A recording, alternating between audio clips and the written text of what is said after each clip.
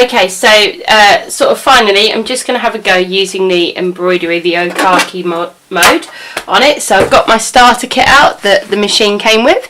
So it's got a few bits to it. It's got sort of a quick guide to how to use it, which I think is really, really nice, sort of to help you get going. And then it comes with some practice sheets for practicing, and it's got, so you've actually got the patterns to go over. It's got some blanks, so I guess you could just try freehanding and seeing what happens, but you could also draw some designs on there and then practice going over them if you had something specific in mind. And then it also comes with that sort of backing material. I'm sure this has a special name, I don't know what it's called because I've never done embroidery before, but that's stuff that you always get on the back of t-shirts when they've been embroidered, which I assume just sort of is facing or something, which just makes it a little bit interfacing, maybe just makes it a bit firmer with the embroidery, stops it just going straight through. So I'm going to have a little go. Which one should I try? I think I'm going to try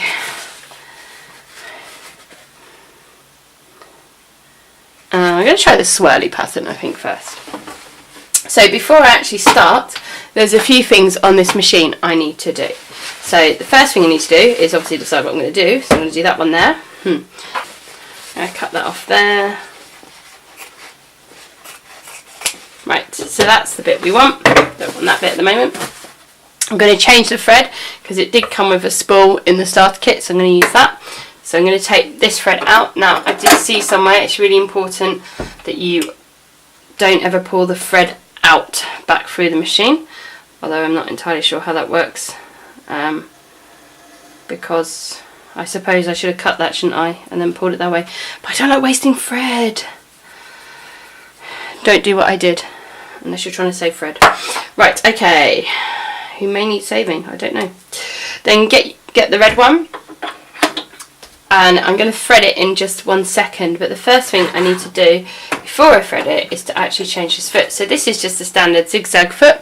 I need to put on this special embroidery foot. So I need to go into my little box of accessories, take off the lid, and I need to get out the special foot, which is this one. And this is really, really easy. This just needs taking off. Now, if it was just a foot that went underneath, I'd just press that button and it comes off. But it's not a foot that just goes underneath. It's a foot that needs to clip on to the side. So I also need my mini screwdriver. So I'm going to just undo that little screw that's on the side. Take that one off. I'm going to lift that right up to get it out of the way. Put that in there somewhere. That'll do. No, it won't, because that's where that goes. Then attach this on. This, it just goes back on where the other one was. Do up the little screw. Okay, that's on pretty well. Put that back in there. Close that all up. And you can get with this machine, you can get an extension table as well. I did think about it, but I didn't think I'd need an extension table. I often use my machine with just a little bit anyway. Okay, so we've got that in place. Now we're going to thread our top thread. So we go around that little bit at the top here. Go down. It's really, really easy to thread. If we were doing a bobbin, then we would just go straight across there to the bobbin. Do that. See if I can thread the needle this time without looking like a complete idiot. Yay, first time! Put that through there. Now there's this little funny thing that it's meant to like hoop around on the needle. There. There we go, I think I've actually done it. Okay, now let's have a look at this. Oh yeah, before I put that on there, forgetting one other step, keep that off, don't know why I put it back on. At the back, you should also always turn your machine off before you change anything on the near the needle. But I wanted the light on. It's a good idea to do. Okay, if you go around here, just at the back here, if you remember on the unboxing video, there is this little switch. So if we zoom in on the feed dogs, okay, As soon as I do this, they disappear. No feed dogs there. Okay, so I can turn that round. Let me move the camera back around. So all I've done is put my fabric underneath and get ready to sew, as you normally would. So I've got the needle press, I've got the special thing on. I'm going to now try and sew this without making a complete mess of it. Just believe me, with my sewing ability, who knows what's about to happen. Let's see, so apparently a softer press, there's a soft, ooh, that's fun. Ooh, okay, so I've got to push this through. This is going to take some getting used to. Yeah, we're sort of like, don't really know what I'm doing. And then you're just meant to be able to move this around. This is going to take me some practice. Like a lot of practice. Let's get down and see if I can get that back up. I think it's actually just gone inside the, yeah, it has gone inside the feed dogs. Interesting. So just made a complete mess of that.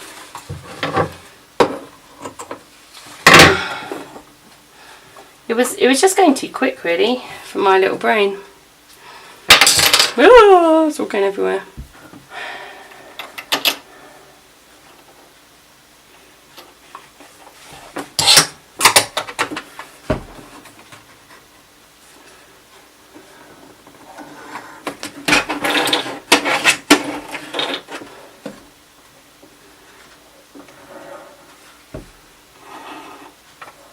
But I think they're both meant to go actually through the plate somehow. Like that.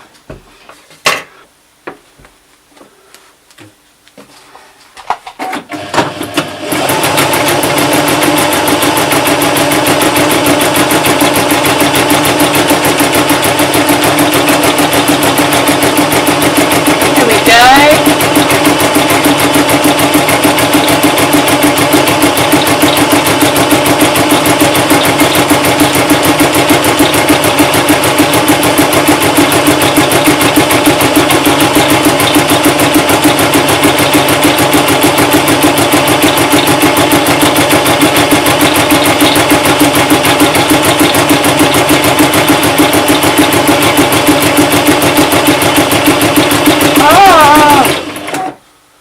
So obviously I've never ever used this before. In fact, I've never ever done anything embroidery ever before.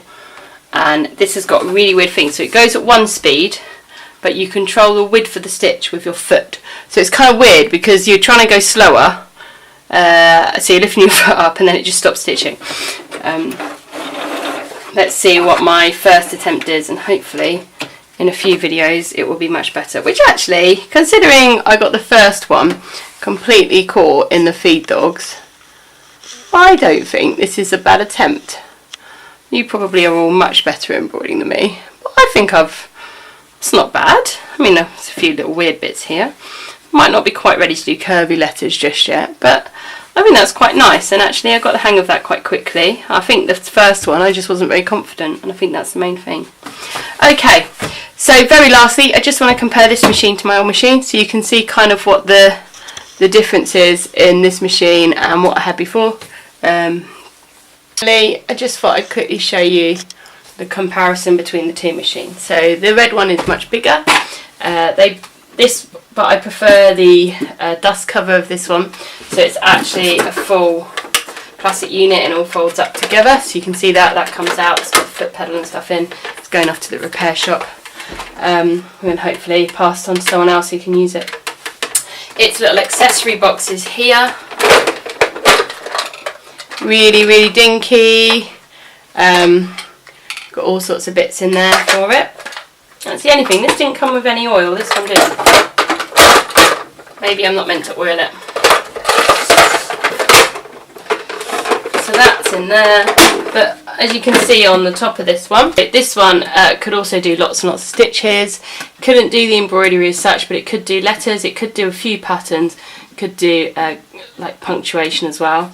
It was computerized, so you literally pressed up and down on the buttons.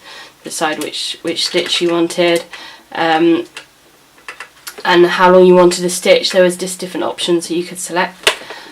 So I really liked it. It served me really well. It's at least 17 years old, so it's, you know, it's done its job. I've had it for about 12 years. I've used it for an awful lot of things. I've made dresses and all sorts with it. And I'm quite sad to see it go. And it was able to go into my special table and go up and down as I wanted.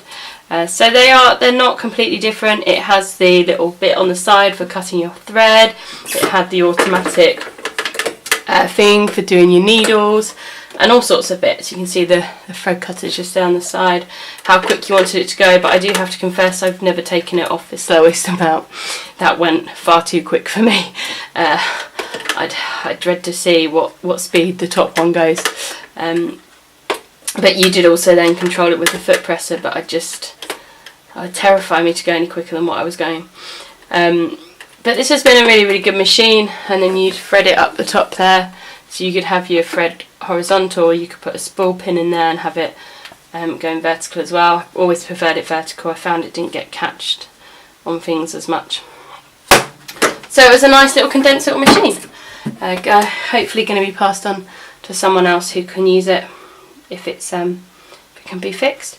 And I think probably this is probably 17, 18, 19-year-old version of the red one. I think this is probably like the very, very, very updated, because I think this is probably the sort of Toyota kind of top of the range home sewing machine of the time. Classic cream, but actually has worked really, really well. So that's it. I hope you've enjoyed the unboxing and having a look at what it can do and all the different features. If there's anything I've missed that you want me to go over, then just drop a comment below and I'll happily show you how that bit works. But I'll soon be showing you some projects that I'm going to be doing with it. I literally have a stack of stuff. I have leotards to make, I have a denim jacket with fur collar to make, I have various pairs of jeans of mine that the waistband I just want lowering because they're just too high on me, and all sorts of other things. So I can't wait to see what I can use this for and practice my embroidery a little bit more so I can do some really pretty designs on things. Thanks for watching. Don't forget to subscribe for more videos all to do with sewing and hair and all the other things that I get up to. Thanks, bye!